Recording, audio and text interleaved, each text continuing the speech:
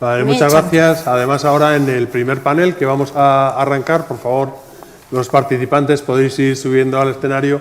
Vamos a ver también más opiniones acerca de la pregunta que has hecho, porque sí que es muy importante. Claudia, Nadelia, a ver. Tengo un sitio, me siento... Diego, sentaros donde queráis. A tu lado, Claudia, ya que somos pocas mujeres. Y Carles. A ver. ¿Qué tal?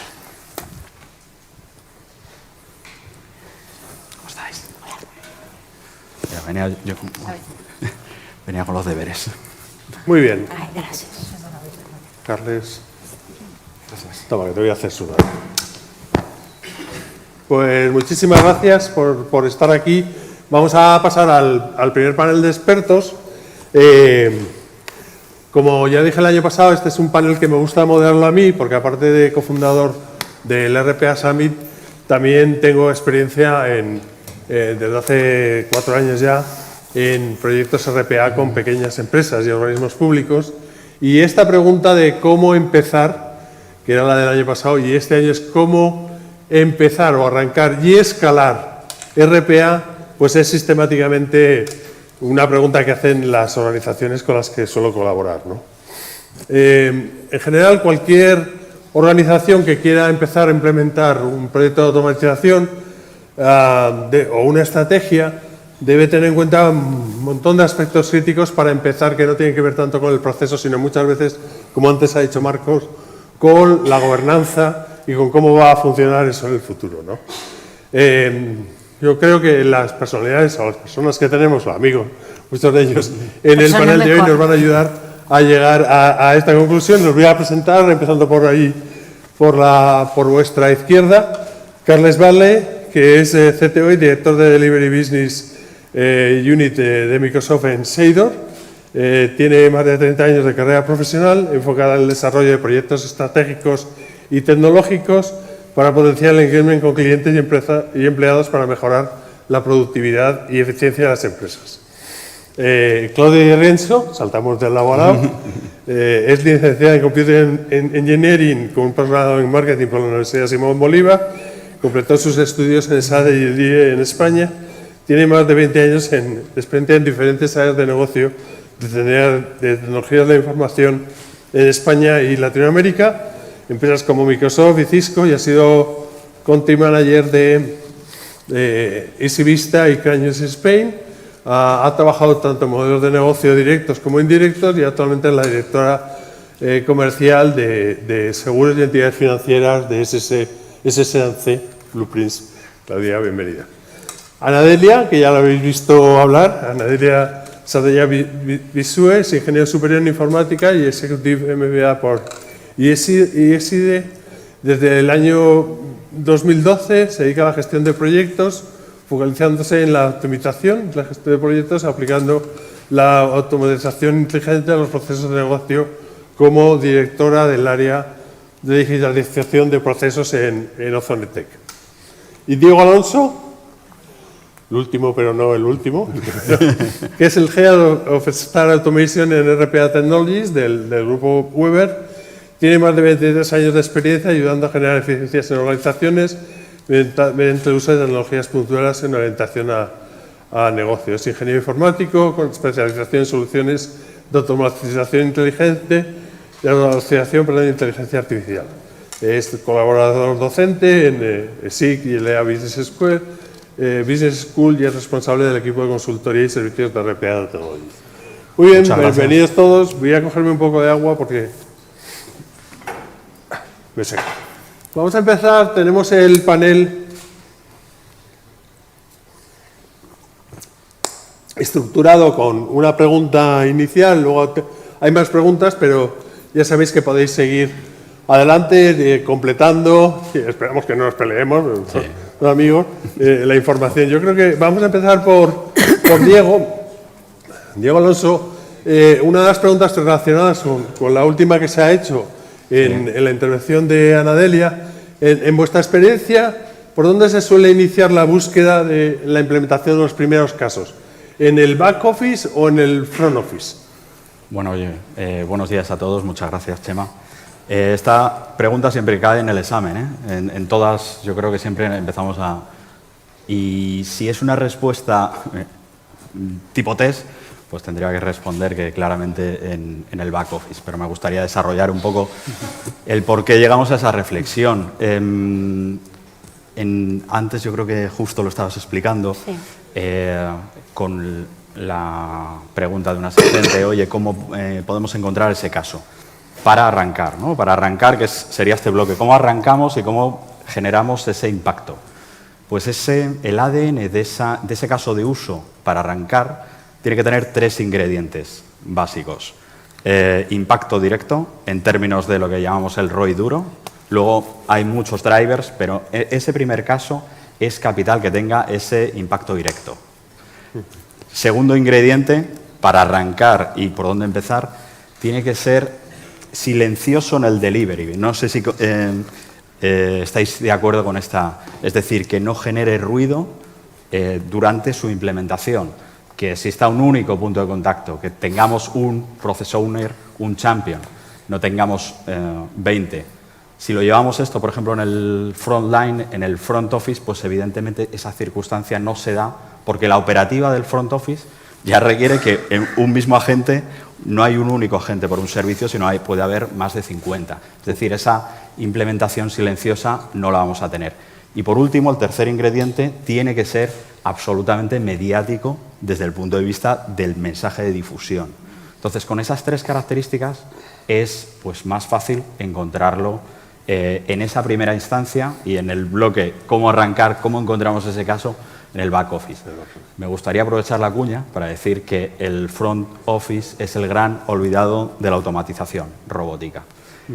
Nosotros somos creyentes, porque conocemos y tenemos pues pasado de esta actividad, pues donde todas las grandes ineficiencias que se ven en tiempo de llamada, después de la llamada.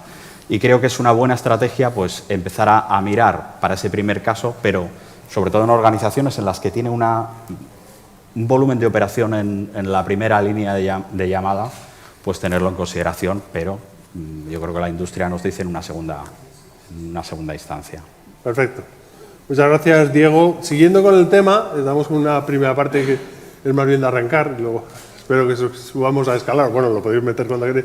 Carles, hemos hablado de front office, back office. ¿Qué áreas de la organización suelen arrancar los proyectos de RPA? ¿El negocio o informática?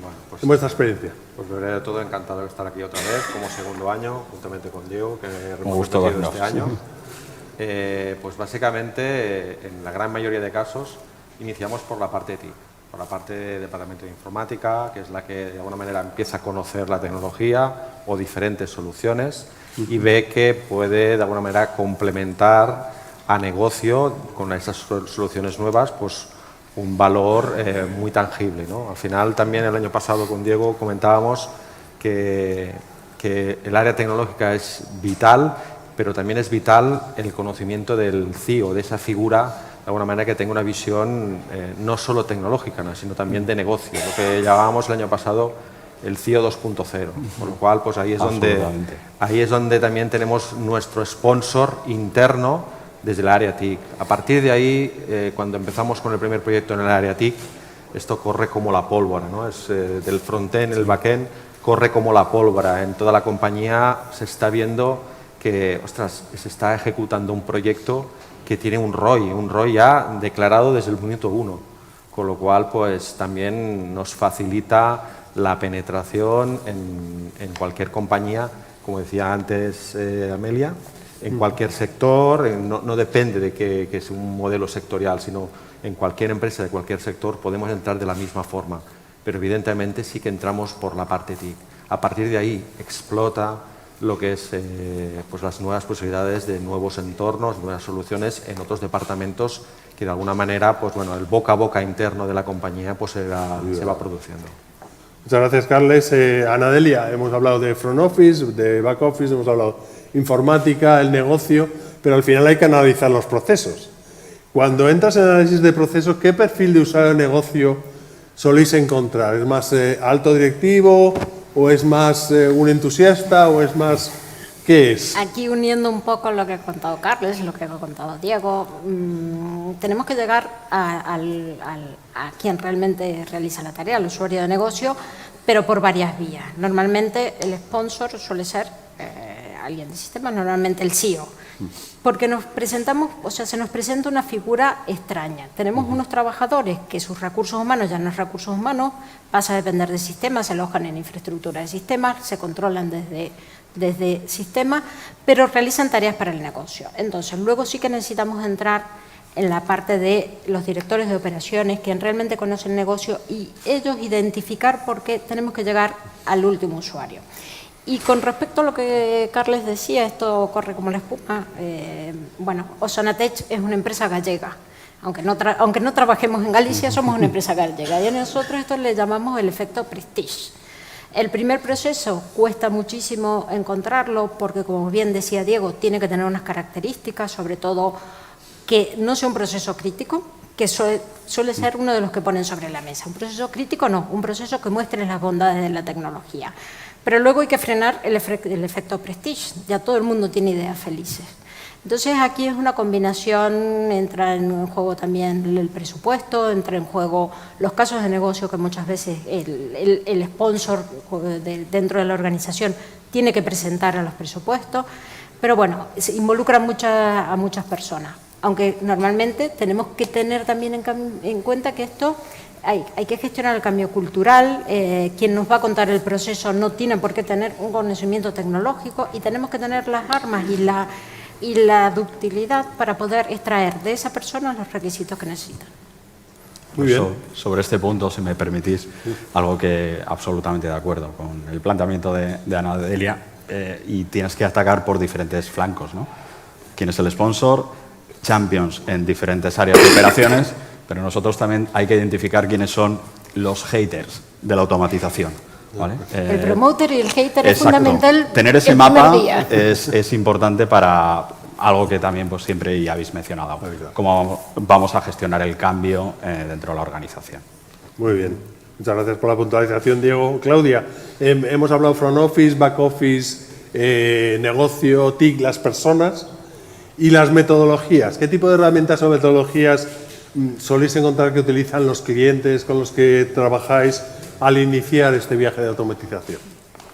Bueno, nosotros, principalmente nuestros partners, porque nosotros trabajamos con partners, lo que recomienda Blue Prism es una metodología que tenemos que se llama ROM, la hemos recolectado a partir de la experiencia de los últimos 20 años trabajando con clientes. Entonces, la metodología lo que hace es agrupar de todo lo que estamos hablando, ¿no? Que tiene todo el sentido común. Y son cinco pilares. El primero es tener una estrategia y una visión clara de lo que quieres hacer, ¿no? Porque por más que empieces de poquito, pues tienes que tener una visión a medio y largo plazo. El otro, por supuesto, es la definición de los grupos de trabajo, que es lo que hemos estado hablando, grupos mixtos, ya pueden ser tribus, pueden ser grupos mixtos de gente de operación, negocio, IT. Si no se puede hacer eso, pues pueden ser tener embajadores, tener influencers, tener lo que sea que haga que involucre el negocio desde el principio. Luego, por supuesto, el diseño de la solución, el desarrollo y la puesta en producción. Y sobre todo que en la metodología tiene como a través de todas las fases está la parte tan importante que es la realización del valor, ¿no? Que es que en cada momento, desde el principio, tienes que tener un business case, porque si no, ¿para qué vas a automatizar? Que cuando lo estés desarrollando te des cuenta de que los beneficios que vas a dar son mayores que lo que te va a costar, por supuesto, y que al final puedas tener métricas que te permitan medir y mostrar que lo que prometiste lo estás entregando, ¿no? Entonces, trabajar con esta metodología, la verdad es que ha ayudado a muchos clientes de diferentes tamaños a empezar bien y que los pasos se vayan dando firmes, ¿no? Y que vayas creciendo tranquilo. Muy bien. Muchas gracias, Claudia. Yo tengo una duda, porque aquí hay un tema muy interesante que ha surgido. O sea, un cliente quiere automatizar, empiezas a ver procesos y te das cuenta, que me parece que lo has sacado tú en la presentación del caso práctico, que hay procesos que se pueden mejorar. O sea, que hay que hacer algo de reingeniería de procesos antes de automatizar, porque si no, garbage in, garbage out, ¿no? Que desde el principio de la informática es el lema que hay, ¿no? Basura dentro, basura afuera. Ana Delia, ¿realmente puedes llevar los dos proyectos a la vez? ¿Puedes hacer reingeniería de procesos y empezar a automatizar? Me encanta que me hagas esta pregunta que me haya tocado a mí. Yo tengo años, con lo cual llevo muchos años en el sector. He visto empezar y comenzar proyectos de revisión de procesos en compañías, he visto empezar muchos, terminar no he visto ninguno. No sé si alguien ha tenido la suerte, pero llegaban allí unos Men in Blacks, los que tocasen, y nunca los veíamos terminar. ¿Qué es lo que hacemos cuando estamos automatizando? Estamos revisando, al fin y al cabo, un proceso de negocio que a lo mejor lleva 15, 20 años que nadie... Y esto nos pasa muchísimo en la administración pública. ¿Y por qué lo imprimes? ¿Y por qué lo guardas? ¿Y por qué lo envías? Entonces, es el momento de llegar a obtener una ventaja colateral, que es proceso automatizado, proceso automatizado. Y muchas veces, por retroalimentación de los procesos, tenemos que mejorar otro que no vamos a automatizar en este momento, pero tanto el input como el output de un proceso se revisa. Entonces, creemos que sí se pueden llevar, que se deben llevar al mismo tiempo. Muy bien. Yo añadiría una cosa, Chema, que dentro del proceso de análisis y de la confección del flujograma que hemos visto en varios casos ya inicialmente, que no es copiar el proceso actual y pasarlo al robot. Esto para mí es un error. Hay que coger el proceso, el flujograma, racionalizarlo, optimizarlo, mejorarlo, comprimirlo y a partir de ahí poderlo robotizar. Es lo que tú decías, ¿no? No llevarte toda la herencia que tienes de un proceso que a lo mejor no es el más eficiente. No es el más es una de las partes importantes a nivel metodológico, también quería añadir. Absolutamente de acuerdo y yo creo que el mensaje, un poco sobre todo los que asistentes, los clientes, en los que están empezando, que sean críticos. O sea, la emulación de RPA no es tan literal. Un proceso que se ejecuta de una manera necesita un cambio para sacar todas las bondades de los frameworks que ofrecen. Entonces, ese punto que ha dicho Carlos, pues absolutamente, y yo, bueno, como consejo, pues ese espíritu crítico para cuando veamos una así, si nos proponen ese mismo secuencia idéntica, pues algo nos está realizando bien desde el punto de vista metodológico, tan claro como es. Yo creo, perdón, una última, yo creo que esto lo llevamos, tenemos este espíritu, lo veis en el ADN, que podéis encontrar alguien que sea espectador, o creo que es lo que todos proponemos, que es involucrarnos en vuestros procesos y asesorarlos y llevarlos. Entonces, la diferencia entre replicar algo que se hace ahora es un espectador tecnológico que vuelca un proceso manual en uno tecnológico, a lo que estamos proponiendo en este Summit, que es justamente hacer una evolución de los procesos y que la ejecución sea automatizada. Muy bien. Yo creo que es muy interesante lo que estamos hablando, pero ya estamos empezando a ver un poco la complejidad de cómo arrancar. Porque claro, si arrancas mal, pues te vas a dar la leche, entre comillas. Te la puedes dar. Entonces hemos visto que realmente es difícil elegir ese primer proceso, pero Claudia, ¿cómo puedes asegurar, o cómo aseguráis vosotros o vuestros partners, que esos primeros procesos realmente generan ganancias y son rápidos para poder conseguir el resto de inversión para cuando ya te metes en primera división, en las ligas más complicadas? Bueno, yo creo que una de las formas, y lo que estábamos hablando antes, es que cuando vayas a automatizar algo, vayas con algo firme y con datos. O sea, lo mejor es que vayas con datos, porque si tienes que presentarlo pues a un comité de dirección o al CEO, a quien te toque presentar, si vas con datos, pues es más creíble.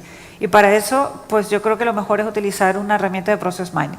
Y no tiene que ser una cosa súper costosa, súper difícil de implementar. Hay diferentes herramientas que te permiten realmente ver, qué es lo que decías tú, Diego, cómo una cosa es el proceso, cómo crees tú que está funcionando, cómo lo definiste al principio, y otra es la realidad.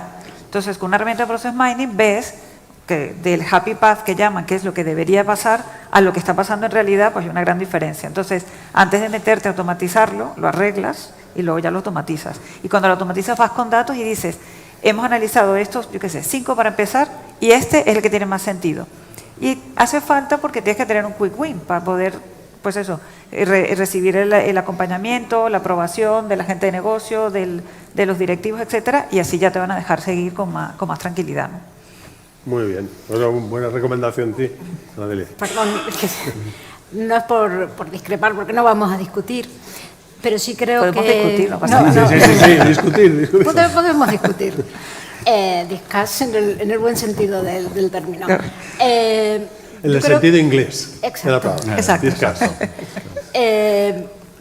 Yo creo que sí, que el process mining nos puede aportar y encontrar, poder hacer una radiografía. Bueno, hoy no íbamos a hablar de tecnologías. ¿Te importa que explique qué es la minería de procesos? La minería de procesos, al fin y al cabo, lo que nos hace es, a partir de datos de un sistema que tengamos, un RP, un CRM, lo que sea, hacer una ingesta y hacernos lo que podría ser una radiografía de nuestros procesos.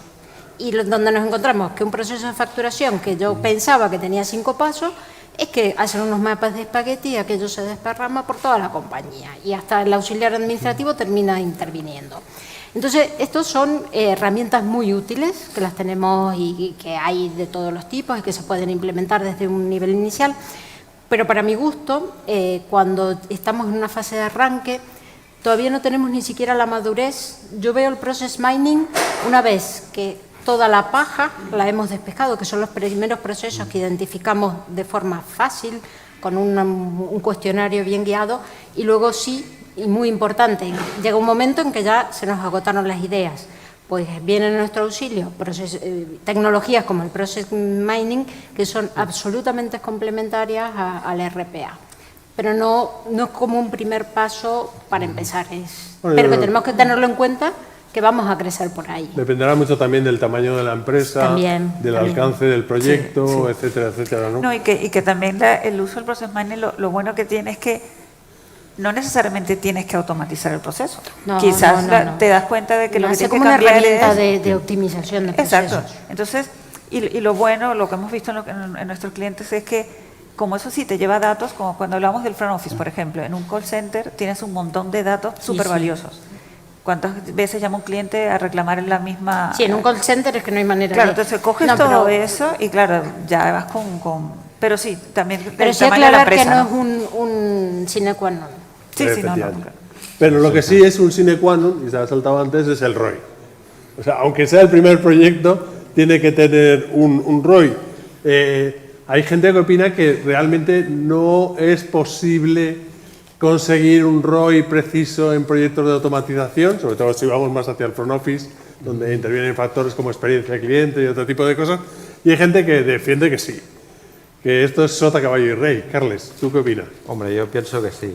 A lo mejor al detalle, la última coma no, pero sí que tienes aplicando un poquito sentido común, si detectas que un proceso lo hacen N personas o un proceso pues participan diferentes departamentos, pudiendo automatizar esto, pues evidentemente sacarás un ahorro tangible.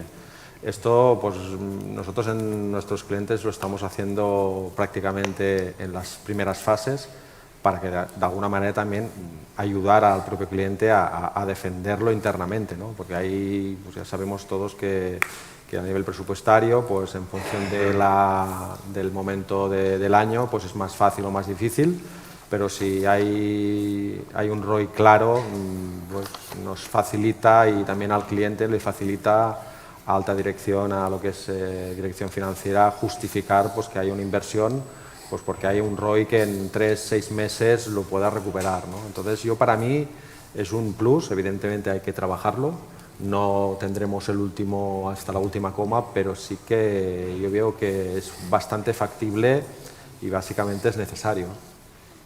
Muy bien, muchas gracias, Carles. Y ya para acabar un poco esta área de arrancar, Diego, quería preguntarte, en tu experiencia, si hay que tener, o sea, si voy a empezar a automatizar la hoja de ruta, ¿dónde me voy a encontrar los problemas? ¿Cuáles son, en tu experiencia, las razones principales por las que se truncan iniciativas de RPA?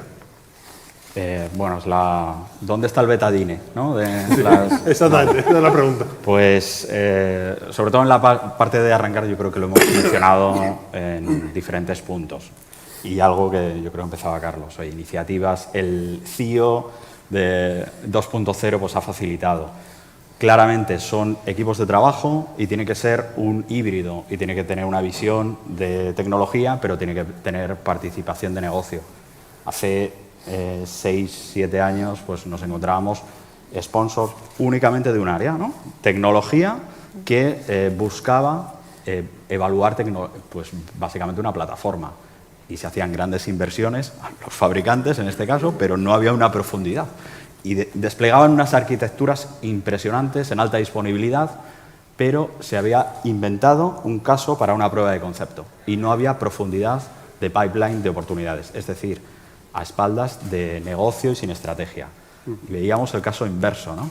Un voluntarista desde un área de operaciones que se conseguía un portátil, compraba una licencia de un fabricante, instalaba ahí su robot, no se lo decía a nadie y eso, pues evidentemente, pues, creemos que son pues, las razones que nos hemos encontrado durante estos 9 años habituales para el fracaso. Otra cosa que has mencionado, Claudia, por supuesto, la falta de gobierno, de metodología y no tener un marco acorde para poder escalar.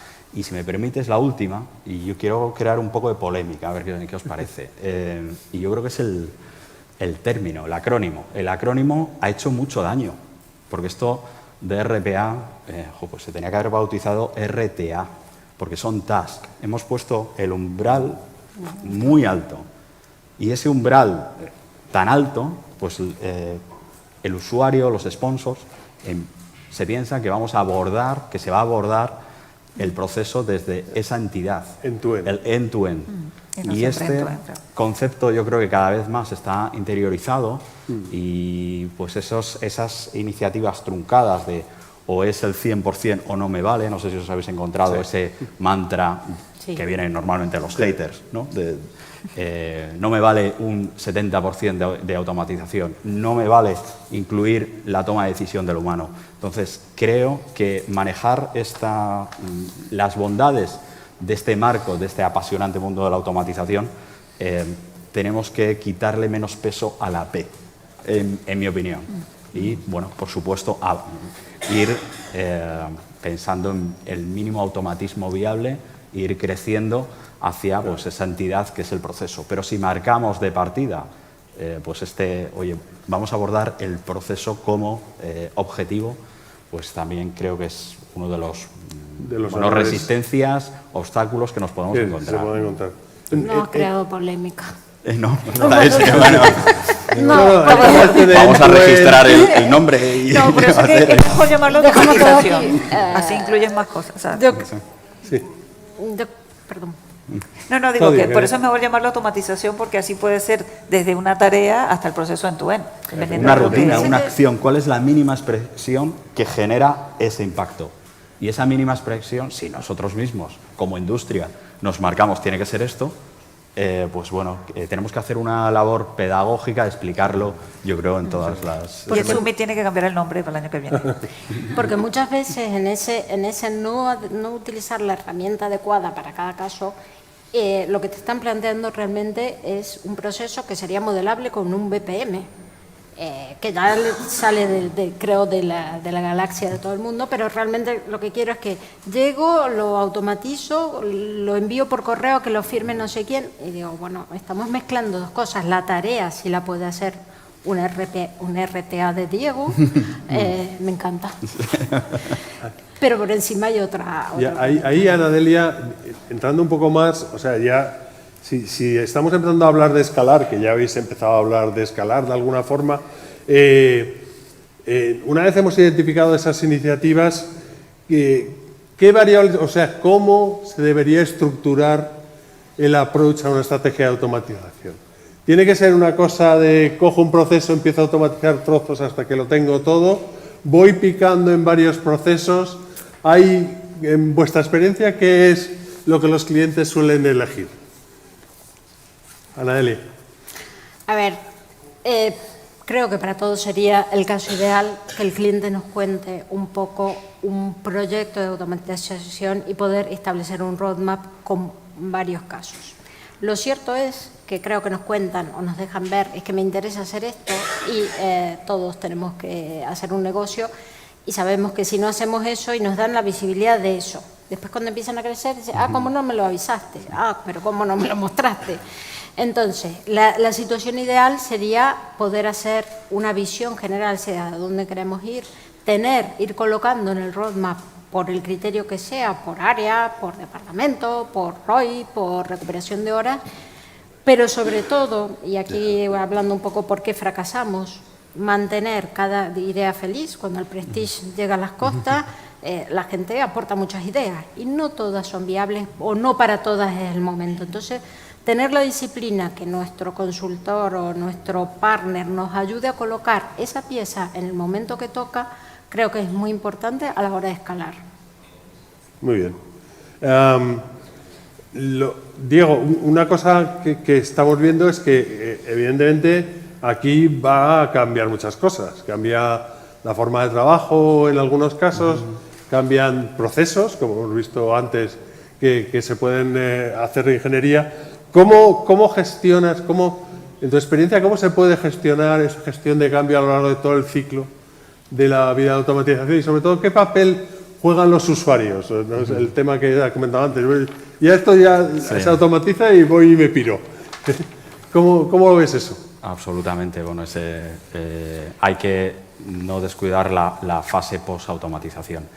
Si entendemos cómo realizamos una correcta gestión del cambio, es una pieza esencial para lanzar cualquier iniciativa. Y podemos coger pues, la descripción de manual. A mí me gustaría mencionar sobre todo el aspecto de las personas, cómo vamos, bueno, primero comunicar, necesitamos comunicar claramente el porqué, cuál es la misión y la visión de esta iniciativa. Tenemos que hacer una labor muy pedagógica y necesitamos trasladar a los owners, a las personas, cómo van a ver después de automatizar una tarea. Voy a recurrir al término tarea. Pues tienen que sentirse que son parte de todo este camino y no deben de sentirse en desafección con esa tarea. Y eso es muy importante, involucrarles, es muy importante que tengan medición, algo que estabais comentando.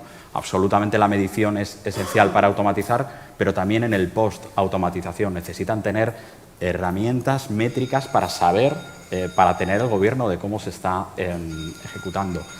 Es importante tener un plan de formación, hacerles partícipes. O sea, aquí hay, yo creo que grandes iniciativas de la mano muchas veces de los fabricantes que creo que han hecho una labor importante desarrollando pues, este concepto del Citizen Developer, no porque nos vayan a brindar, y yo aquí bueno, pues tengo mi teoría también, ¿no? de que sean el motor a la hora de construir automatismos, pero sí van a facilitar quitar miedos, van a facilitar un cambio, ese automation mindset que necesitan.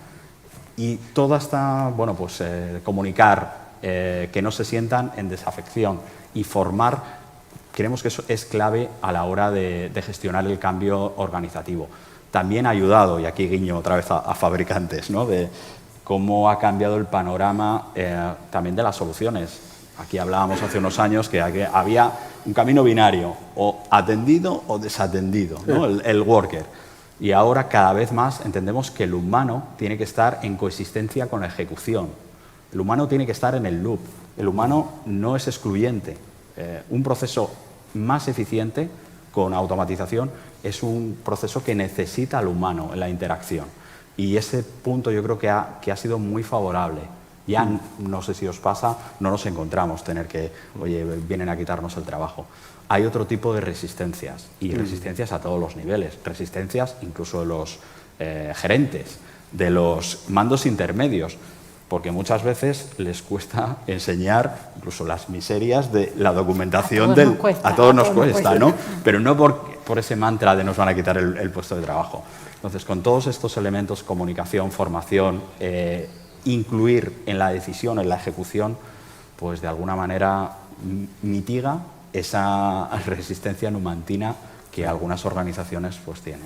Yo quería añadir, cuando has dicho miedo, muchas de las organizaciones tienen miedo de qué vamos a hacer con las personas que de alguna manera están haciendo estas tareas, si las vamos a automatizar. Ahí también tenemos que hacer una labor didáctica de decir, estas personas tienen que de alguna manera crecer en diferentes tareas de más valor, de alguna manera para también, es un modelo de retención, ¿no? O sea, y en esto también quería hacer un poquito una pregunta interna, si os habéis encontrado más reticencias en el sector público que en el sector privado. que hay ciertos matices, ¿no? Entonces, es una de las cosas que también tenemos que combatir, el miedo con esa adopción, enseñarles que las personas que vamos de alguna manera a automatizar sus tareas puedan realizar otro tipo de tareas de más valor, ¿no? Y esto es un poquito, hablando un poquito del miedo, ¿no? Y es un poquito la gestión del cambio que tenemos que hacer y es un poquito también la reticencia que nos encontramos en nuestros clientes. Muy bien. No se ha generado polémica nuevamente. Estamos empezando a ver, que lo ha planteado yo creo que Diego bastante bien, temas que realmente impactan en lo que es el escalado de soluciones. O sea, mucha gente se queda en ya he hecho el piloto y ahora qué, ¿no? En este sentido, Claudia, explícanos qué es un COE de automatización y qué papel juega o puede jugar, y estamos hablando ya de organizaciones medianas y grandes, pero yo creo que el concepto también se puede reducir incluso a un director de proyectos como Maite, ¿no? Que al final es una especie de COE en una pequeña empresa. Cuéntanos.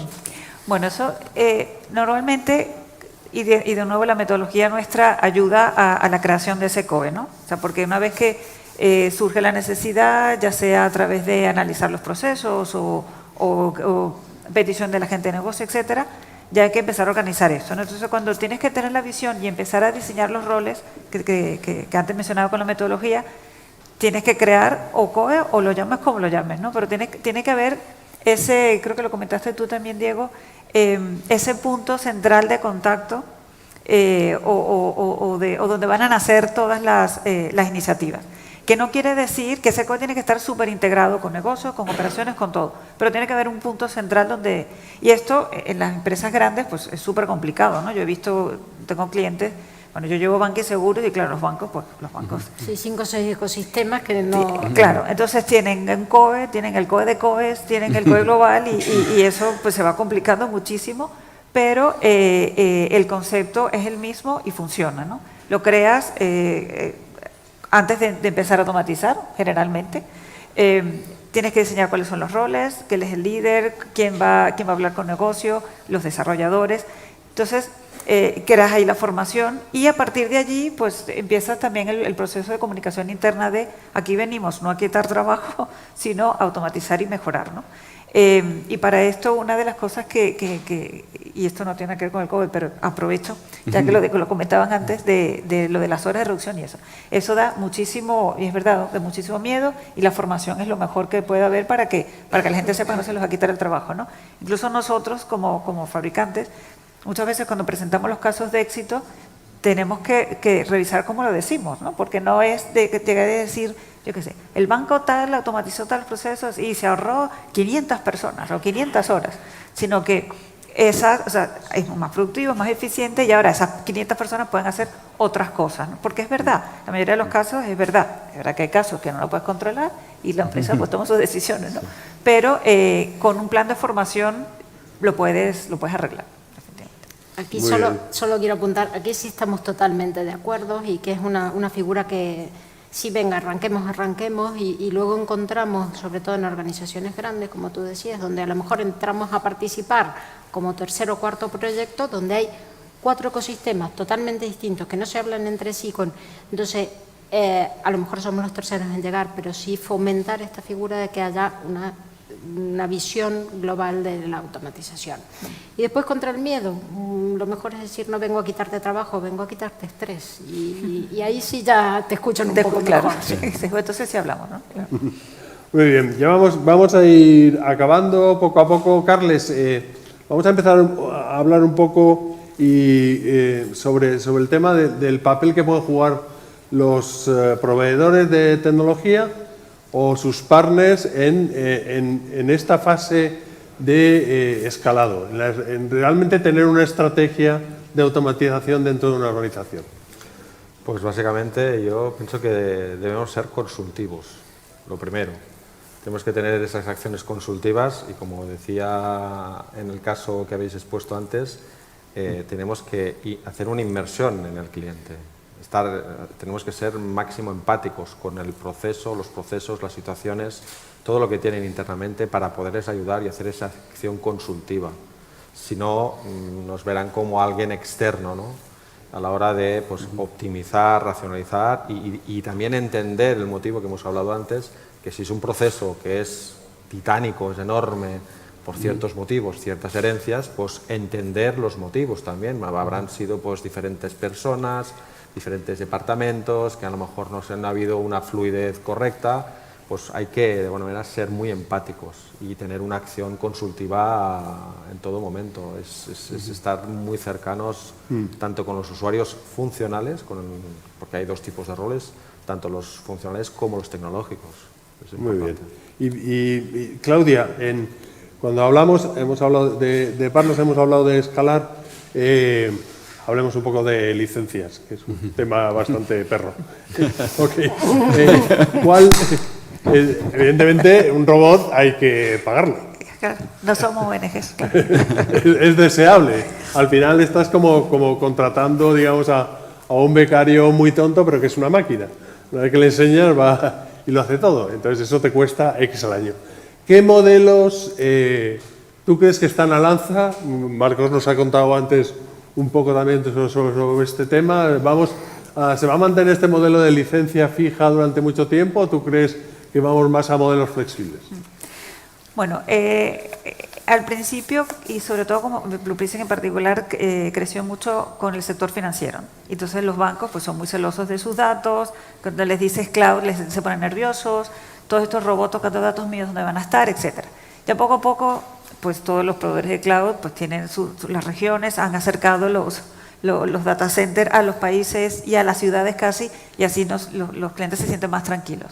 Entonces, toda las suscripciones de on-premise, que ahora es lo que más demandado está, evidentemente está evolucionando, el cliente se está poniendo un poco más flexible y está entendiendo que si, por ejemplo, el robot sigue ejecutándose en su firewall, on-premise, está ahí, lo puede ver, pero el control está en la nube, eso te permite, el cliente ve que te permite mucha flexibilidad. Primero que abre la puerta a modelos de pago por uso, como comentaba Marcos, a que las capacidades extras, porque una cosa es el robot y otra es todo lo que le puedes poner alrededor, que el robot tenga ojos y que pueda procesar documentos, que tenga inteligencia, que pueda tomar decisiones, etcétera. Todas esas capacidades, si el control si hay una parte que está en el cloud, pues se activa mucho más rápido, como pasa con otras soluciones, por supuesto. Entonces, los clientes se están flexibilizando, estamos hablando con los más celosos de esto, como el sector público, el sector financiero, y yo creo que eso ya es algo que está a punto de ser aceptado. Por fin, de convertirse en realidad. Exacto. Y además que van a poder pagar por uso, que eso también les interesa. Efectivamente. O sea, lo que no tenía mucho sentido es que tengas un robot y que mientras tienes toda una fase de crecimiento y de inversión, desarrollo de programas, estés pagando a un robot que solo trabaja un 10%. Claro. O que puedas compartirlo con otros departamentos, con otras regiones, con otros países. Exactamente. Toda esa flexibilidad la abre el cloud, claro. Venga, vamos a acabar porque tenemos un café esperándonos. Entonces, una pregunta para todos, el orden que queréis empezar, pero al final, en 4 palabras muy claras, ¿qué apoyos ofrecéis a los posibles clientes para arrancar, que os están escuchando, algunos de ellos, para arrancar y escalar una iniciativa RPA? Desde el punto de vista de partner, desde el punto de vista de fabricante de software. Adelante, ¿quién empieza? ¿Diego, tú mismo? Venga. 4 palabras. Bueno, 4 palabras. Bueno, 5, venga. Puede ser 5. ¿Cuánto tiene un tuit? 160. Bueno, pues 9 años de experiencia, como se suele decir de manera elegante, muchos aprendizajes, pero creo que también pues, muchas historias bonitas que compartir. Que nos llamamos RPA Technologies, es decir, foco. Otra característica es que lo llevamos hasta en el nombre de la mercantil. Foco absolutamente, pasión y entendimiento que este tipo de viajes se tienen que realizar con 3 activos clave para las organizaciones: tecnología, procesos, tareas y personas. Y tenemos que adaptar el viaje hacia la automatización, cómo vamos a iniciar y cómo vamos a escalar sin perder la perspectiva de estos 3 activos. Lo que ha funcionado en la gran compañía aseguradora o en la gran telco, y montar ese equipo, ese squad de centro de excelencia a la mediana empresa, pues no le aplica. Lo que no es negociable es la metodología, el marco metodológico, pero tienes que ser, como decía Carlos, empático, entender la característica para trazar un viaje conjunto con esos 3 activos. Y eso es lo que desde RPA Technologies pues intentamos en todo el ciclo de vida. además con una característica que intentamos pues, ser absolutamente flexibles en un modelo, nombre marketingiano, me you us. Te lo haces tú, lo hacemos conjuntamente o, bueno, pues, o te voy cediendo pues, las competencias para hacerte una completa transferencia de conocimiento. Y nada, oye, muchísimas gracias a todos, un gusto. Perfecto, Diego. Y... Anadelia, Bueno, ¿cómo ayudáis? Diego ha dicho muchas cosas con las que estoy totalmente de acuerdo. Creo que yo siempre digo que lo que ayudamos es encontrar la punta de este ovillo, porque encontramos muchas organizaciones. Primero, hay que democratizar el mensaje. No es una tecnología solo para las grandes. Y segundo, quieres animarte, quieres comenzar, venga, vamos juntos a buscar por dónde empezar. Eso creo que es lo básico que podemos aportar. Perfecto. Carles. Lo he dicho antes, perfil consultivo. Es una palabra bastante... Pero sí se ha... Bastante, ¿cómo diría? No en desuso, sino bastante desmejorada. Tenemos que volver a los orígenes. Yo me acuerdo cuando empecé que había el analista funcional, el consultor. Y el consultor era la persona que de alguna manera tenía esa visión global y podía asesorar al cliente pues, desde el punto de vista funcional, desde el punto de vista tecnológico. Desde nuestra parte pues, tenemos estos dos roles, la parte funcional y la parte tecnológica, que cuadran perfectamente en todo lo que son los procesos de RTA, diciéndolo así, ¿no? Y es ahí donde pues, bueno, es el valor que podemos aportar y poderlos integrar en todos los equipos de nuestros clientes. Un perfil consultivo como tal. Muy bien. Claudia, cierras tú. Pues nosotros tenemos, como tenemos mucha experiencia y muchos años en esto, tenemos 2.000 clientes en el mundo y tenemos muchísimos casos documentados. Y esto es algo que ayuda mucho a los clientes porque cuando están empezando dicen, bueno, ¿cómo empiezo? Yo te puedo contar lo que hizo tal banco en Dubái, lo que hizo tal inmobiliaria en Madrid, lo que hizo... Entonces, esta experiencia acumulada pues la podemos poner a la disposición de los clientes. Y principal, nuestros partners. Nosotros no tenemos 1.000 partners, tenemos pocos, pero muy buenos y muy alineados, ¿no? Entonces, y además son partners para todo tipo de necesidades. Tenemos desde las grandes consultoras, para los clientes grandes que necesiten meterse en un lío importante, y tenemos partners ya mucho más de nicho, más especializados, como Antites, que está aquí hoy, y que puede ayudar a una empresa de cualquier tamaño a empezar en la automatización. Perfecto. Bueno, muchas gracias. Con esto acabamos, nos espera el café, pero si hay alguna pregunta rápida general... A ver, por ahí, perdona. Adelante. Sí, habéis... Pero agradeceros que habéis resuelto muchas dudas. Una muy puntual. Está hablando de ROI tanto para como factor fundamental para seleccionar el primer proyecto como para continuar con el proyecto de automatización de tareas. ¿Quién lo mide? ¿Cómo se mide? Porque al principio... pues uno parte de datos, la bola de cristal, la experiencia y dice, vamos a sacar tanto, ¿no? Pero luego hay que demostrarlo, ¿no? Si quieres continuar usando el ROI como estrategia. ¿Quién lo mide? ¿Control económico? ¿El área de negocio que lanza el proyecto? ¿El centro de excelencia en caso de que exista? ¿Quién debe hacerlo? Pues... No sé si queréis bueno. Es capital tener unas herramientas de medición, en primer lugar, ¿no? Yo creo que es un buen punto y aquí podemos hablar desde desarrollos, los fabricantes han desarrollado yo creo que maravillosas herramientas, pero hay Excels vitaminados en grandes organizaciones que es una maravilla. Hay que tener herramientas de medición y herramientas de persistencia, muy importante. Inicialmente podemos decir quién lo mide, pues esto hay que subirlo a un financiero, pero es el área de automatización, ese ente, el que tiene que tener esa herramienta para poder medir y es muy importante hacer un ejercicio de auditoría, porque nos podemos hacer trampas al solitario. Esto oye, tiene un payback en 3 meses, lo he automatizado y necesitas medir cuál ha sido las verdades del barquero después de la automatización. Entonces creo que es capital tener un... herramienta que apoye a la medición con persistencia y que se pueda someter a una evaluación posterior. Este payback de esta oportunidad, cuál ha sido el resultado final y que puedan tener visión pues, los sponsors, los que lideran, principalmente como herramienta pues, del día a día y sobre todo quién es el que paga la fiesta de todo esto, ¿no?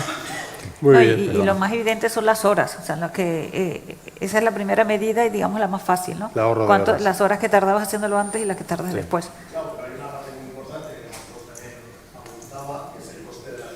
El coste de la falta de calidad. Claro. Tanto el control de que lo que se hace tiene un resultado correcto, como el impacto en el negocio, ya sea pérdida de negocio, ya sea penalizaciones. Reputacional, Eso también hay que tantas cosas, contarlo, claro. ¿no? Claro, Aquí. eso ya es ir a un tema un poco sofisticado, pero bueno, el primer filtro, en mi experiencia, muy humilde, es horas, como ha dicho antes Carlos, horas ahorradas a coste por hora igual a... Pero si te aporta algo, sí que hay determinados procesos. Yo me he encontrado algunos pocos procesos, sobre todo en negocios de industria y fabricación, donde ahí sí podían, de hecho tenían, bueno, aplicaban un Lean y sí que tenían cuantificado el coste del error. Por ejemplo, el pasar un diseño, el despiece de un diseño, se dedicaban a fabricar con acero, con madera. El pasar un despiece de diseño que manualmente se pasaba a un sistema de almacén, pues ahí los errores estaban cuantificados, no son lo mismo 37 toneladas de acero que 73. Entonces, hay pocos, o sea, ¿cuánto cuesta el hecho de que a un cliente le envíe una factura que no es suya? Porque no lo puedes cuantificar, la pérdida de experiencia de usuario. Sí. Pero, A lo La mejor calidad del dato, sí, hay esos pero intangibles. sí que hay algunos casos de negocios donde el coste del error lo puedes identificar. yo creo que el tema es muy interesante, pero tenemos el café, vamos muy bien con la agenda, Completamente. están todos accesibles, van a estar aquí también al final de la jornada. Muchas gracias y un aplauso para ellos, que lo han hecho maravilloso. Gracias.